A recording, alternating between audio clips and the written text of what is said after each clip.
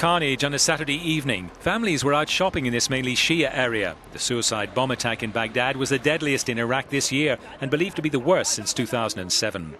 The strike in Baghdad came 24 hours after one in Dhaka, where Bangladeshi army commandos broke a siege at a cafe, killing 6 of the attackers. As with the shooting at a gay club in Orlando and the killing of a policeman and his wife in France only 3 weeks ago, the latest atrocities were claimed by the so-called Islamic State.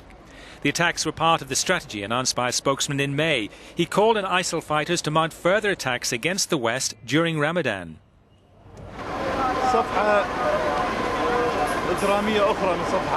ISIL committed another crime by targeting innocent people in Baghdad. It carried out this attack after it had suffered heavy losses in men and equipment in the battlefield.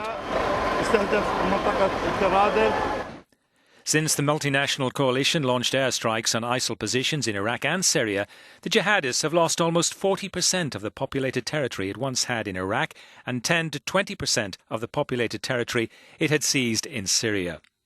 The loss of Fallujah was a huge blow for ISIL. It was the first major city which the terrorists had seized, and it was a key base to launch attacks on the capital, which is around 50 kilometres to the east.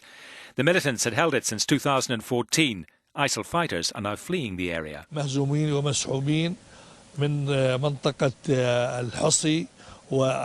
were withdrawing from an area near Amriya al-Fallujah.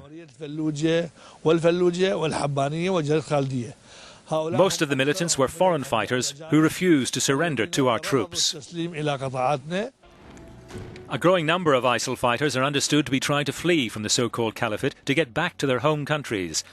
According to the International Centre for the Study of Radicalisation in London, there are various reasons, including the bombings, assaults, local leaders' corruption, or even boredom.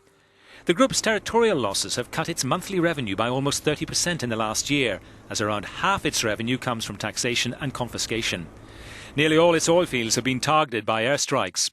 Such territorial, revenue and personal losses means ISIL has moved away from being a self-proclaimed caliphate, but the most recent attacks, claimed through the social media, is a stark reminder ISIL still exists.